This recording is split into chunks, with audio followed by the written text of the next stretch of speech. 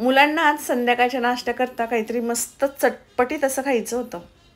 त्यांनी सांगितलं मला, मम्मा आज काहीतरी चटपटीत असं बनव. फ्रीजमध्ये जाऊन बघितलं तर सगळ्या भाज्या उरलेल्या, अगदी थोड्याशा. गाजर होतं, शिमला मिरची होती, कोबीही थोडासा उरलेला. म्हटलं याच्यापासूनच आपण काहीतरी मस्त चटपटीत पण आणि हेल्दी असं बनवावं. जेवढ्या काही भाज्या फ्रीजमध्ये होत्या त्या सगळ्या काढून घेतल्या मी. मस्त स्वच्छ धुतलं, त्याला कापड्याने पुसून घेतलं आणि आता त्याला चिरून घेते. तर इथं कोबी चिरलेला आहे, कांदा चिरून घेतला आहे, तसंच गाजर देखील एकदम बारीक चिरलं आहे. आणि शिमला मिरची आहे ना, तिचं आपल्याला बी घ्यायचं नाही आहे. बी जे आहे ते साईडला काढून घ्यायचं आणि एकदम बारीक मस्त कट करून घ्यायचं. आता इथं मी 3 ते 4 बटाटे मस्त उकडवून घेतलेले. थंड झाल्याच्या नंतर त्याला किसणीने मस्त किसून देखील घेतले. बटाटा उकडवलेला आहे त्याच्यामुळे पटकन ग्रेट होतोय. तर इथे 2 ते 3 बटाट्याचा वापर केला आहे मी. बटाट्यामुळे मस्त अगदी टेस्टी असा हा नाश्ता आपला तयार होतो. मिक्सिंग बाउल घेतले, त्याच्यामध्ये आपण ज्या काही भाज्या चिरल्यात त्या याच्यामध्ये ॲड करून घ्यायच्या, जसं कांदा, कोबी, शिमला मिरची, गाजर आणि उकडवून कुस्करून घेतलेला बटाटा. हे जे सगळ्या भाज्यांचं मिश्रण आहे ना, ते तयार झाल्याच्या नंतर खूप मस्त टेस्टी लागतं. तर इथं चिरून घेतलेली कोथिंबीर मी याच्यामध्ये ॲड केली, तसंच चिरलेली हिरवी मिरची, 1 टेबलस्पून धना पावडर टाकलेली आहे, अगदी थोडासा गरम मसाला, 1/2 टेबलस्पून जिरा पावडर टाकली. नंतर टाकलेला आहे चाट मसाला. तुमच्याकडे जर चाट मसाला नसेल तर लिंबाचा रस थोडासा टाकून घ्या, मस्त टेस्टी हे मिश्रण लागतं. कलरसाठी अगदी थोडीशी कश्मीरी मिरची पावडर टाकली मी आणि आता हे सगळं मिश्रण व्यवस्थित मिक्स करून घ्यायचं आहे. चम्मचने व्यवस्थित असं मिक्स करता येणार नाही, म्हणून मी हातानेच सगळं व्यवस्थित असं मिक्स करून घेते. कारण हे मसाले सगळे एकजीव झाले ना, तर हे जे आपण नाश्त्यासाठी मिश्रण बनवतोय ते मस्त तयार होईल, अगदी टेस्टी लागेल. नाहीतर मसाला एक साईडला आणि भाज्या एक साईडला होऊन जातील. त्याकरता हाताने व्यवस्थित मिक्स करून घ्यायचं आहे, झाकण ठेवायचं आहे आणि त्याला साईडला ठेवून द्यायचं आहे. एका मोठ्या परातीमध्ये 2 कप गव्हाचं पीठ घेतलं आहे. नंतर त्याच्यामध्ये 1 टेबलस्पून ओवा टाकायचा आहे. तर ओवा टाकण्यापूर्वी हातावरती चोळून घ्यायचा, म्हणजे या ओव्याचा स्वाद मस्त या पिठाला येतो. त्याचबरोबर चवीनुसार मीठ टाकायचं आहे. अगदी 1 टेबलस्पून होईल इतकं तेल टाकायचं आहे. सगळं व्यवस्थित मिक्स करून घ्यायचं आहे. आणि आता हे पीठ जे आहे ते व्यवस्थित थोडं पाणी टाकून मळून घ्यायचं. पीठ मळताना जास्त घट्टही नसावं आणि जास्त पातळ देखील नसावं, मध्यम प्रमाणात आपल्याला हे पीठ मळून घ्यायचं आहे. तर जसं चपातीसाठी आपण पीठ मळतो त्याच पद्धतीने आपल्याला हे पीठ मळून घ्यायचं आहे. तर इथं पीठ पण मळून झालं आहे, त्याच्यावरती झाकण ठेवून देते. पीठ व्यवस्थित मुरलं जावं त्याकरता 5 मिनटं याला साईडला ठेवून दिलेलं. पीठ बघा मस्त मुरलं आहे आपलं. आणि आता आपण त्याचा नाश्ता तयार करून घेऊया. तर आता इथे एक पिठाचा गोळा घेतला आहे, थोडंसं त्याच्यावरती कोरडं पीठ टाकायचं आहे आणि पोळी लाटून घ्यायची.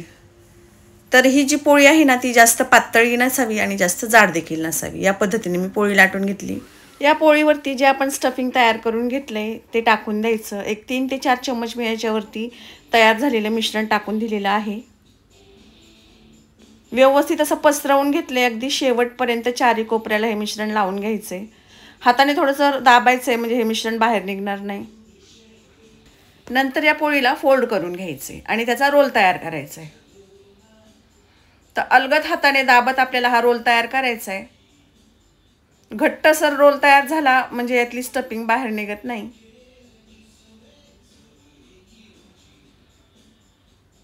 तर एकदम हाताने घट्ट दाबत असा मी रोल केलेला आहे.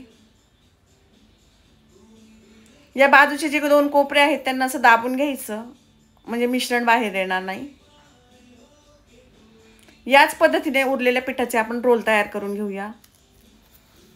तर इथे सगळ्या पिठाचे रोल केलेत मी. तर इथे 3 रोल तयार झालेत आणि आता याला वाफवून घ्यायचे. तर पाणी अगोदरच गरम करायला ठेवलेलं मी. पाणी मस्त गरम झाले, त्याच्यावरती तयार केलेल्या रोलची चाळणी ठेवून द्यायची. एक 10 मिनिटापर्यंत याला मस्त वाफवून घ्यायचं. 10 मिनिटानंतर बघा खूप मस्त टेस्टी रोल आपले झालेले आहेत तयार. ते बाहेर काढून घ्यायचे आणि यांना देखील थंड करून घ्यायचे, कारण थंड झाल्याच्या नंतरच ते व्यवस्थित कट करता येतात. आपण गरमच जर कट करायचा प्रयत्न केला तर ते तुटले जातात. आता हा नाश्ता जो आहे तो मस्त कुरकुरीत होण्याकरता आपल्याला एक स्लरी तयार करायची. 1 वाटी मैद्याचं पीठ घेतलंय. नंतर त्याच्यामध्ये 1 टेबलस्पून चिली फ्लेक्स टाकले, तसंच चिरलेली कोथिंबीर देखील याच्यामध्ये ॲड करून घेतली. चवीनुसार मीठ टाकलेलं आहे आणि आता थोडं थोडं पाणी याच्यामध्ये टाकायचं आहे आणि मस्त स्लरी तयार करून घ्यायची. याच्यामुळे जो आपला नाश्ता आहे ना तो मस्त कुरकुरीत होतो.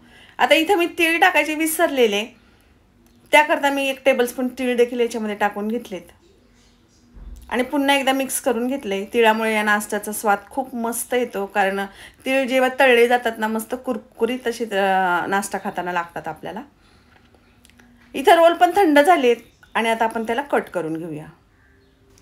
दोन्हीकडे अगोदर कट करून घ्यायच्या, नंतर आपल्या आवडीचा शेप याला द्यायचा आहे. तर इथं मस्त ट्रायंगल मी तयार करते. तुम्ही याच्या एकसारख्या वड्या पाडून घेतल्या तरी देखील चालेल, त्या पण मस्त दिसतात. तर इथं या पद्धतीने मी सगळ्या रोल तयार करून घेणार आहे, म्हणजे चिरून घेणार आहे. बघा दिसायलाही खूप सुंदर दिसतो हा शेप. आतली स्टफिंग पण बघा किती सुंदर दिसते, मस्त शिजली पण ती. तर हे असेच खाल्ले तरी देखील खूप मस्त लागतात टोमॅटो सॉस बरोबर. पण माझ्या मुलांना मस्त कुरकुरीत तरी चटपटीत खायचे, त्याकरता या स्लरीमध्ये प्रत्येक पीस मी डीप करणार आहे आणि नंतर तेलामध्ये सोडून तळून घेणार आहे. तर ते देखील मस्त कडकडीत असं गरम असावं. नंतर मीडियम टू लो फ्लेमवरती आपल्याला हे सगळं तळून घ्यायचं आहे, म्हणजे ते व्यवस्थित आतपर्यंत तळलं जाईल, शिजलं जाईल जे काही आपण याच्यामध्ये स्टफिंग लावलेलं आहे ते.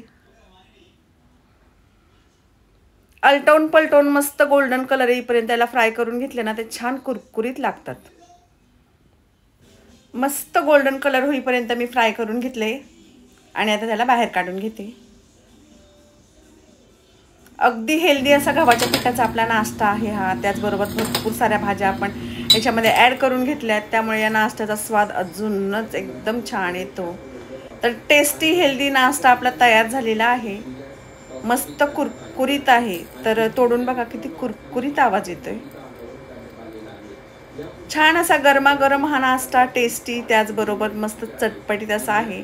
टोमॅटो सॉस बरोबर खाल्ला तर अजूनच भारी लागतो. याला चटणी वगैरे कशाची गरज लागत नाही, किंवा नुसता खाल्ला तरी देखील हा नाश्ता खूप छान लागतोय.